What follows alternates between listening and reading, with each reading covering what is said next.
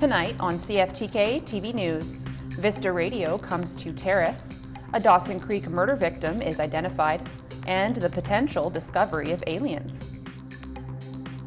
Northwest BC's only television news team. We are CFTK-TV News. Hello, and thanks for joining us on this Thursday, April 17th, 2025. My name is Jaylene Matthews. We begin tonight with our news local to the Northwest. Vista Radio has recently taken control of many radio stations here in BC that were once owned by Bell Media, including the two stations right here in Terrace that were formerly known as Bounce Radio and Pure Country. Cale Maslin from CFTK-TV now on what Vista Radio's rebranding looks like and what it means for us here at CFTK-TV. Back in February, Vista Radio received official public approval from the Canadian Radio, Television and Telecommunications Commission to buy 21 radio stations and 27 regional repeater transmitters from Bell Media. But despite that CRTC public approval being only fairly recent, this deal has been in the making for some time now, and its effects on the stations, some of which are located in the Northwest, are just starting to emerge. This all came about a year ago. Where they purchased this division's radio stations from Bell Media, and we launched on Monday, and it's just been a great week so far. We have the River, which now goes throughout the region. We have Summit Radio for Terrace and Kitimat, and we have Coast FM in Prince Rupert, and really invested in the communities. Really local, just a really exciting time for us to be with the Vista Broadcast Group. All of the on-air radio personalities in the North that people have been used to hearing for a while now are all staying put in their positions as well. But while the radio stations are now under Vista's control, Bell Media will retain ownership of CFTK-TV, and that has led to a new situation for the properties as they begin their new lives being controlled by different companies, but without leaving the operating area that they've been a part of for many years. We've been sold multiple times since 1962, and we've always been sold as a package, all three stations, the two radio properties, and TV. So this is the first time that we've actually parted ways, which is new. It's uncharted territory that we've never gone through. So we're working through it, but it's business as usual. We are all in the same building. We're sharing the building. We have an agreement with Vista Radio, with Bell. So nothing really is changing on our end. There'll be changes on the radio side that you'll see and hear, but on the TV side, it's going to continue on as it has in the past. Like the radio stations, CFTK-TV's programming and staff is also set to continue on as it has been, which seems in line with the common saying, the more things change, the more they stay the same. For CFTK-TV News, I'm Cale Maslin. Now to Dawson Creek, where a murder victim has been identified. We know the name of the victim, Emily Ogden. She was reported missing last week by the Fort St. John RCMP. Ogden's body was found on Monday. CJDC News in Dawson Creek is reporting 2 people were taken into custody and questioned by investigators. They were both released without any charges. One of them is said to be well known to police. Along with the arrests, the investigation spanned several locations, including a home on 16th Street, along with another on Watson Crescent, 107th Avenue, and on 231st Road in South Dawson. The investigation is being led by RCMP E Division from Surrey. Police are looking to speak with anyone with any information on the case. This is the second murder to happen in this year in Dawson Creek. With the heart of the yearly fire season rapidly approaching, the City of Terrace is doing various things to help residents living in the area be safe when it comes to preventing fires. The city has released a Fire Smart survey. The survey can be done online on the City of Terrace's website, or you can use the site to download and print a paper version that can be turned into City Hall once completed. The survey will close on Saturday, May 31st. Coming up next, one party gets left out of the federal debate. The leaders of Canada's four main political parties will square off for a second and final leaders' debate tonight in Montreal after an initial French language face-off yesterday. Liberal leader Mark Carney, Conservative leader Pierre Poilievre, NDP leader Jagmeet Singh, and the Bloc Québécois Yves-François Blanchet will meet on stage for a final time tonight before the April 28th vote. The four traded barbs for 2 hours during the French language debate yesterday, sparring about pipelines, the economy, and U.S. President Donald Trump's trade war. Carney is leading in the polls and was the frequent target of attacks from his rivals on Wednesday. Poilievre accused Carney throughout the evening of being just like his Liberal predecessor Justin Trudeau and promised to reverse Liberal economic policies he said halted resource development and weakened the country. Carney noted several times that he'd only been Prime Minister for a month and said that in that time he'd already reached an agreement with Canada's premiers to work on developing a national energy corridor and removing trade barriers. The leaders were challenged by moderator Patrice Roy on why they haven't yet presented costed platforms, and they were asked how they would pay for tax cuts and other spending promises.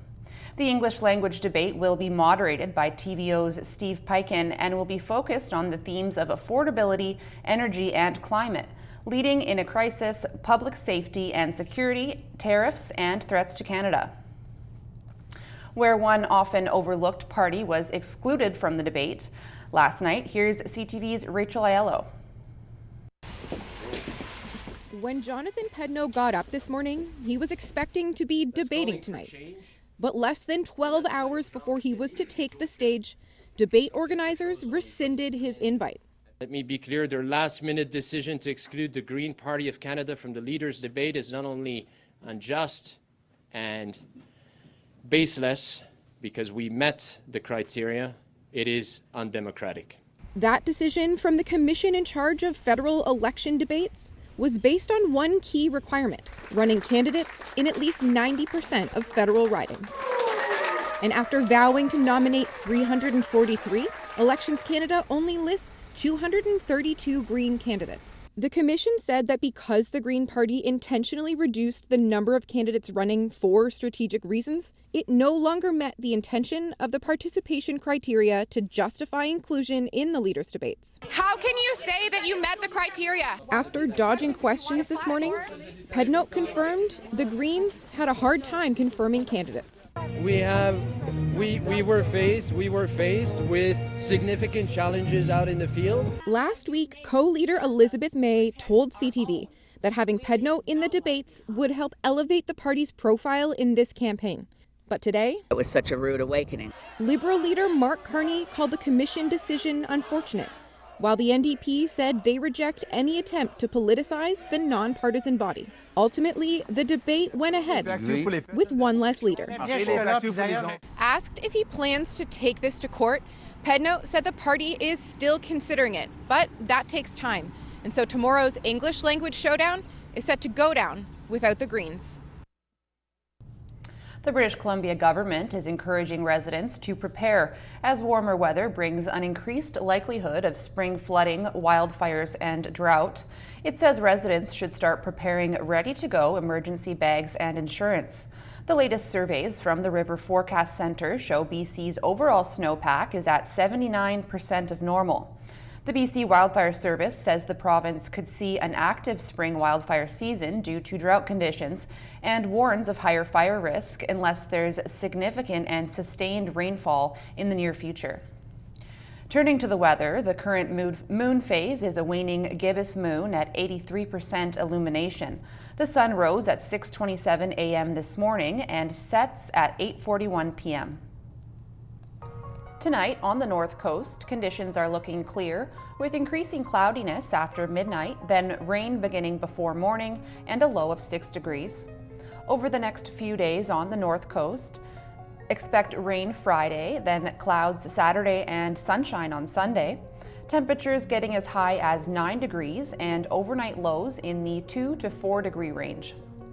Tonight in the Terrace-Kitimat area, conditions are looking clear, becoming partly cloudy near midnight with fog patches overnight, a low of 6 degrees. Over the next few days in the Terrace-Kitimat area, expect clouds and showers for the beginning of the weekend, then a mix of sun and clouds Sunday. Temperatures getting as high as 11 degrees Tuesday, overnight lows in the 2 to 3 degree range. Tonight in the Bulkley Valley and Lakes District, conditions are expected to be clear with wind up to 15 kilometers an hour, a low of -2 degrees, wind chill -4 overnight.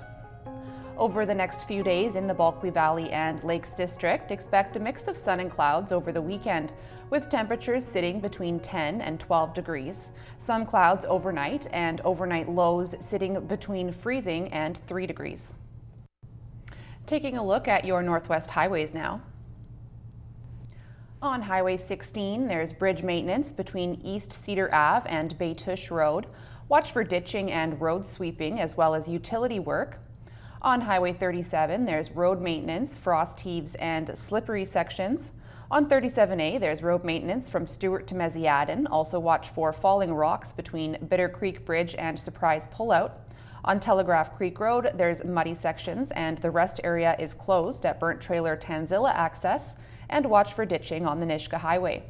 And this is what the roads were looking like this afternoon around the region from the view of the province's highway cams.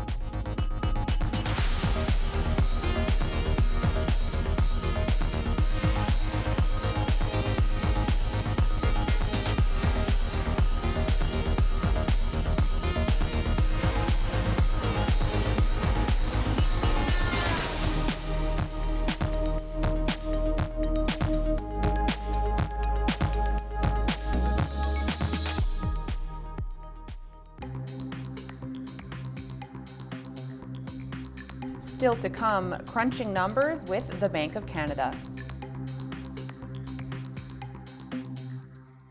Welcome back. The BC government says it's introducing changes to the province's graduated driver's licensing program, the first overhaul since its introduction 25 years ago.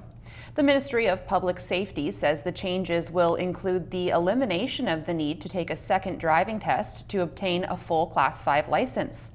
Public Safety Minister Gary Begg says the changes, if approved, will see new drivers get more experience behind the wheel and be subject to a year-long restriction instead of being subject to a second test. The ministry says the changes include a new restriction period for learner and novice drivers, as well as a new regime for motorcycle riders who are overrepresented in fatal crashes in BC. And over to the Bank of Canada, they say they're bracing for unpredictability in the wake of the tariff trade war. Here's CTV's Scott Hurst. Buckle up. The Bank of Canada is preparing for a bumpy ride. A lot has happened since our March decision 5 weeks ago. As the White House continues to drive global market turmoil, the Donald Trump trade war is causing Canada's central bank to pump the brakes on interest rate cuts, halting a streak of 7 straight reductions. The path for U.S. trade policy remains highly unpredictable. And that unpredictability has the Bank of Canada holding its benchmark interest rate at 2.75%. But even now, we're already seeing Canada's economy take a hit as tariffs and uncertainty pull down consumer confidence and weaken business spending in the first quarter. How do you predict the future when you have no idea in the chaos of a trade war? Bank of Canada Governor Tiff Macklem is highlighting 2 scenarios that could play out. One possibility is that most of the tariffs are negotiated away and don't cause long-term harm to the overall economy. But the second possibility is much more dire. It would see the Canadian economy suffer severe consequences from a long-lasting global trade war. The dramatic protectionist shift in U.S. trade policy and the chaotic delivery have increased uncertainty, roiled financial markets, diminished global growth prospects, and increased inflation expectations. The Bank of Canada says it is committed to keeping inflation under control if in the chaos, but all the economic uncertainty has consumers caught in the middle. It certainly means that if you're renewing a mortgage, if you're trying to get a car loan or something like that, that's not going to become cheaper. If you've got a variable rate mortgage, it's not going to become cheaper. The next interest rate announcement from the Bank of Canada is on June 4th, more than 5 weeks after the federal election, meaning whichever party wins, they'll have more than a month to tackle Trump's tariffs before the central bank's next decision. Scott Hurst, CTV News, Toronto. U.S. President Donald Trump is showing little signs of backing down on his plans to tariff the world. Members of the Trump administration keep claiming the duties will lead to the negotiation of new trade deals. Trump says tariffs are making America rich, pointing to duties on Canada and Mexico, plus 25% duties on steel, aluminum, and automobiles. But Trump's comments continue to sow confusion because he also claims a lot of countries are looking to make trade deals. Next, let's examine how the trade war is impacting production in factories in China. Over now to Janice Mackey-Freyer in Yiwu, China. China has long been considered the world's factory, producing the multitude of goods that people use or wear every day. But with tariffs on Chinese goods now at 145% and global markets sliding, the trade war is impacting production lines here that are now sending less to the U.S. We're inside a factory that makes high-end hair accessories, and more than half their business is done with the U.S. And when tariffs started to rise, the factory owner told us big clients like Target halted their orders. And we're seeing that impact in full view at the big wholesale market here in Yiwu. That's where Chinese factories send their goods for export. Everything from toys to toothbrushes to Christmas decorations.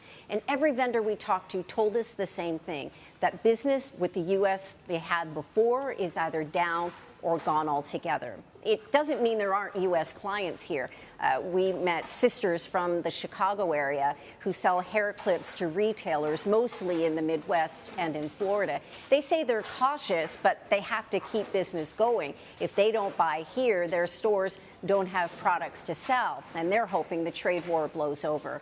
Several countries are negotiating with the Trump administration to have tariffs reduced, but China is not one of them. So when goods like this get exported to the U.S., the people who want them are going to pay more.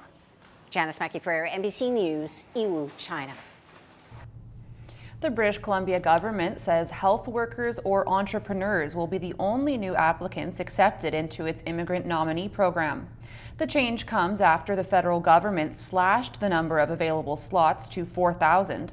The program says it will accept 1,100 new applications this year, focusing mainly on intake of doctors, nurses, and other health professionals. The remaining 2,900 slots will be used to nominate some of the applications it has already received. And turning to the stock markets now, Canada's main stock index posted modest gains ahead of the Easter long weekend, led by strength in energy stocks as the price of oil rose, while U.S. markets were mixed.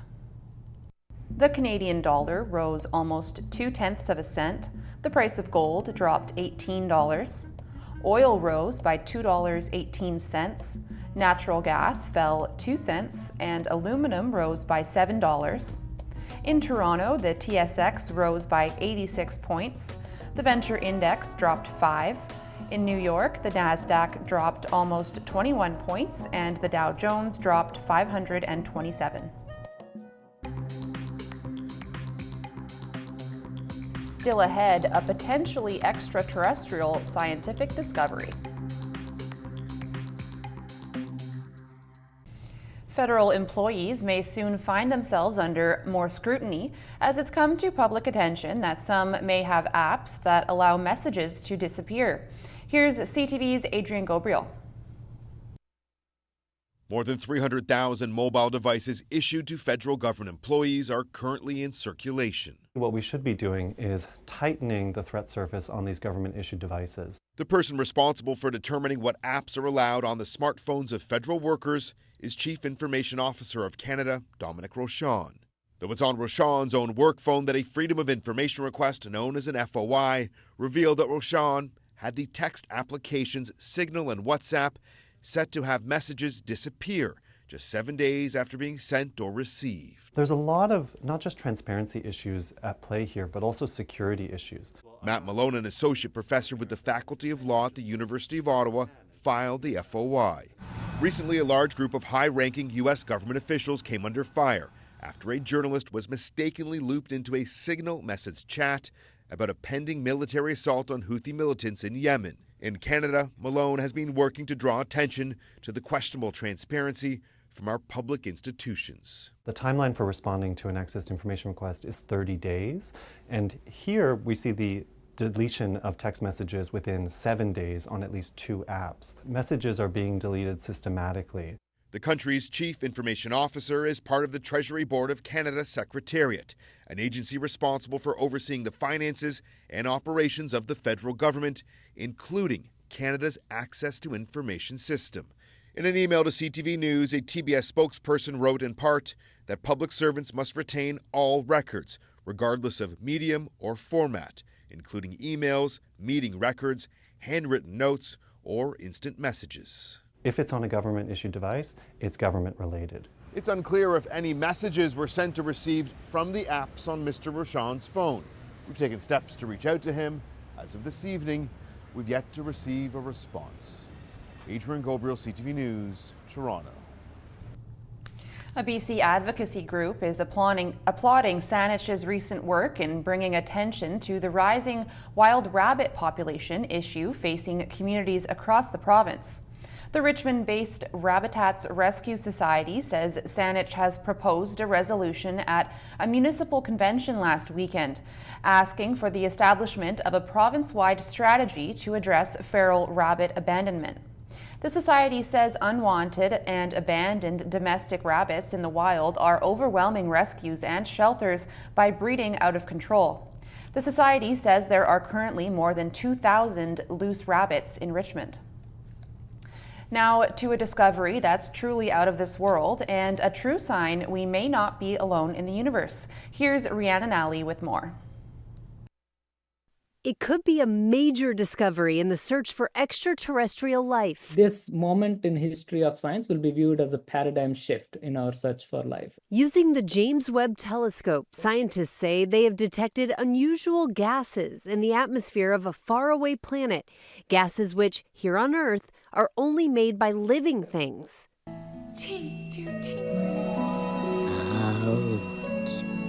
For decades, Hollywood has imagined what first contact with alien life might look like. But the real search for life has led scientists to a giant planet far outside our solar system. K2-18b is a giant ocean-covered planet about 120 light years away. We have found signs of biosignature molecules, either DMS or DMDS or both of which are produced uniquely by life here on Earth. The big find? 2 compounds in K2-18b's atmosphere that here on Earth come primarily from tiny microbes in our ocean. To be clear, scientists are not claiming aliens are out there. Not yet. This is a monumental discovery. It is very important, but we also have to be extremely cautious. We also want to do more theoretical and observational studies to make sure that there is absolutely no other way we can make this molecule without life. Scientists say this is especially encouraging because it shows we might be able to spot signs of life, even from light years away. We are basically establishing here that we can detect that kind of signature, those kinds of planets and biosignatures in them. Rhiannon Alley, ABC News, New York. That's our news for now.